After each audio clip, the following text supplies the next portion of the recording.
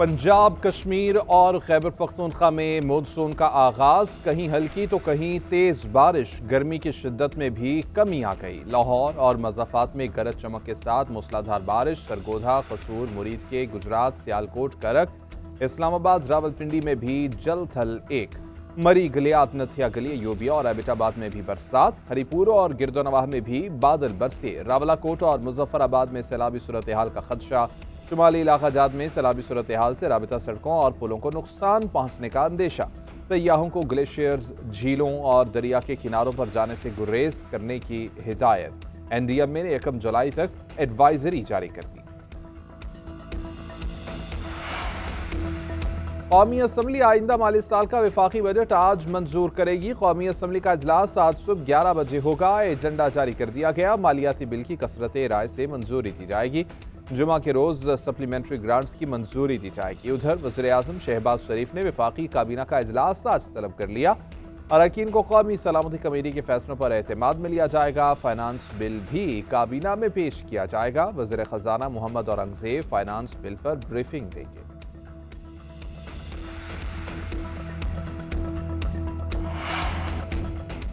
वज़ीर-ए-आज़म का मुल्की मईशत के फ़रोग़ के लिए ज़राअत में पायदार इस्लाहात पर जोर। ज़रई मशीनरी और आलात पर टैक्स बतदरीज कम करने की हिदायत। ज़रई शोबे की तरक्की से मुताल्लिक़ इजलास में शहबाज शरीफ ने कहा कि ज़राअत मुल्की मईशत की रीढ़ की हड्डी की हैसियत रखती है। ज़रई शोबे में पायदार इस्लाहात से मुल्की मईशत को मज़ीद फ़रोग़ मिलेगा।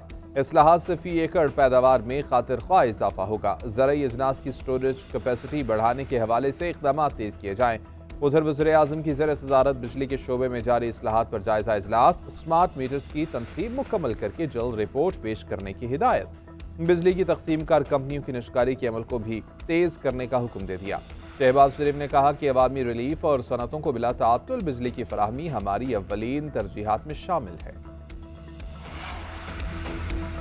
पाकिस्तान अगले माह अक़वाम मुत्तहिदा की सलामती काउंसिल की सदारत संभालेगा। पाकिस्तान के मुस्तकिल मंदूब सफ़ीर आसिम इफ्तिखार अहमद की अक़वाम मुत्तहिदा के सेक्रेटरी जनरल से मुलाकात। एंटोनियो गुतेरेस को जुलाई में सलामती काउंसिल के मुजावजा प्रोग्राम ऑफ वर्क से आगाह किया। आसिम इफ्तिखार ने कहा कि पाकिस्तान सलामती काउंसिल की अपनी सदारत को खुले, शफाफ और मुशावरती अंदाज में अंजाम देगा। मुसर कौमी सलामती लेफ्टिनेंट जनरल मोहम्मद आसिम मलिक का दौरा चीन। सिक्योरिटी ताउन बढ़ाने पर इत्तेफाक। शंघाई ताउन तंजीम की सलामती काउंसिल के सेक्रेटरीज के इजलास में शिरकत। आलमी सूरत हाल और अमन सलामती के लिए पाकिस्तान के मौक़िफ़ का एआदा किया गया। लेफ्टिनेंट जनरल आसिम मलिक ने चीनी क़यादत को पाकिस्तान की जानिब से पुरअमन हमसायगी का पैगाम पहुँचाया। चीनी हुकाम को पाकिस्तान की जानिब से मुकम्मल ताउन की यकीन दहानी कराई गई। पाक भारत फौजी तनाज़े के बाद दोनों ममालिक के वज़राए दिफा के दरमियान पहली बिलमुशाफ़ा मुलाकात का इम्कान। तुर्क मीडिया के मुताबिक पाक भारत वज़राए दिफा के दरमियान मुलाकात चीन में होने वाले शंघाई ताउन तंजीम के इजलास के दौरान हो सकती है। वज़ीर दिफा ख्वाजा आसिफ SCO समिट में शिरकत के लिए चीन पहुँच गए। सरकारी सराय के मुताबिक ख्वाजा आसिफ की राजनाथ सिंह के दरमियान कोई मुलाकात तय नहीं है। भारतीय वज़ीर दिफा भी चीन पहुँच चुके हैं। वज़ीर-ए-आज़म शहबाज शरीफ के दौराए चीन के लिए तैयारियां भी जारी हैं। वज़ारत ख़ारिजा और चीनी हुकाम के दरमियान सफ़ारत रवाबित दौरा अगस्त में मुतवक़्क़े है। शेड्यूल को हतमी शक्ल दी जा रही है।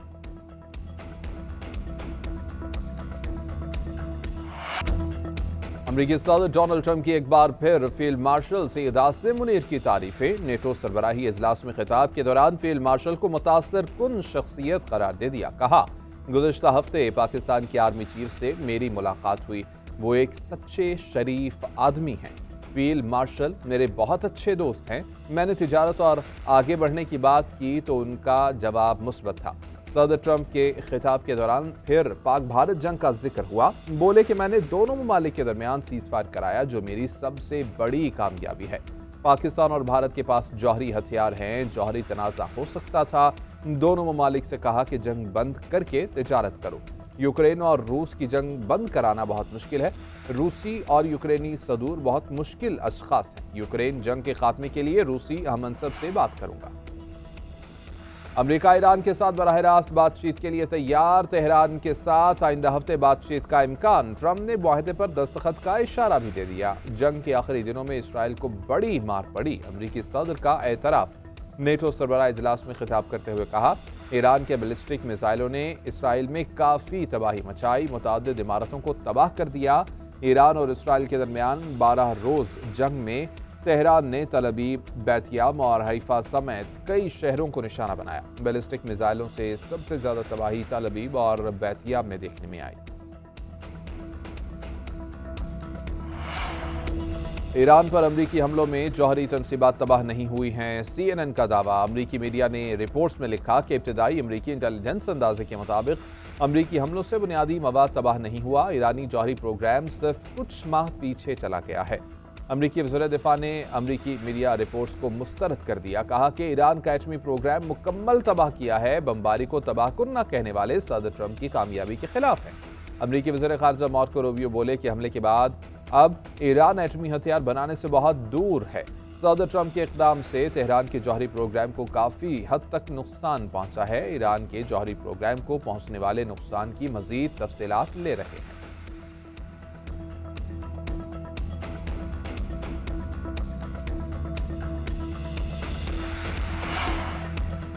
अमरीकी सदर ने ईरान की जौहरी तनसीबात को पहुंचने वाले नुकसानात पर मीडिया की रिपोर्टिंग को मुस्तरद कर दिया। CNN, MSNBC और न्यूयॉर्क टाइम्स को कचरा करार दे दिया। डोनाल्ड ट्रंप ने नेटो सरबराह इजलास के खिताब में कहा कि ये अमरीकी फौज की शानदार कामयाबी को कम करने की कोशिश कर रहे हैं। ये बुरे लोग हैं। FBI के साथ मिलकर इंटेलिजेंस लीक की तहकीकात कर रहे हैं। पक्का यकीन है कि ईरान की जौहरी तनसीबात सफाए हस्ती से मिट चुकी हैं। ईरानी वज़ीर ख़ारिजा ने भी नुकसान पहुंचने का एतराफ़ किया। अगर तेहरान यूरेनियम अफज़ूदगी का प्रोग्राम दोबारा से शुरू करेगा तो उसे फिर फौजी कार्रवाई से रोकेंगे।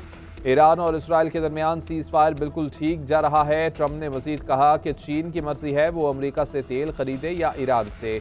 ईरान को पैसों की ज़रूरत होगी, इसीलिए चीन को तेल बेच सकता है। अमरीकी सदर ने मसला फ़लस्तीन के हल की उम्मीद भी दिला दी। अमरीकी नेशनल इंटेलिजेंस की डायरेक्टर तुलसी गबार्ड का कहना है कि नई इंटेलिजेंस रिपोर्ट ट्रंप की इस बात की तस्दीक करती है कि ईरान की जौहरी तनसीबात तबाह कर दी गई हैं।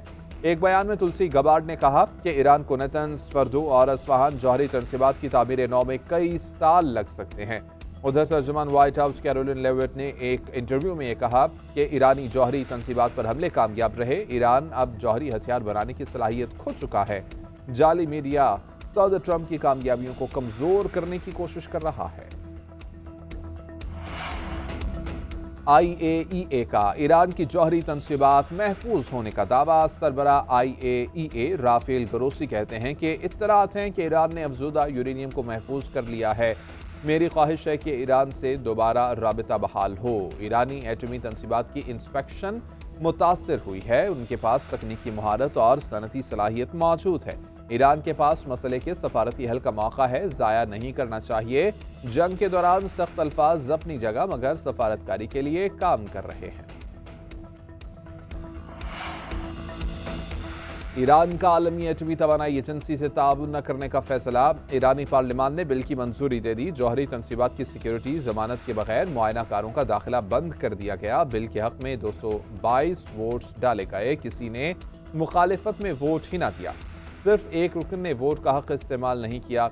इक़दाम की हतमी मंजूरी ईरान की सुप्रीम नेशनल सिक्योरिटी काउंसिल देगी। वज़ीर ख़ारिजा अब्बास अराग़ची का कहना है इसराइल ने 12 रोज तक जारहियत की, उसके बाद जौहरी प्रोग्राम जारी रखने का अज़्म बढ़ गया है।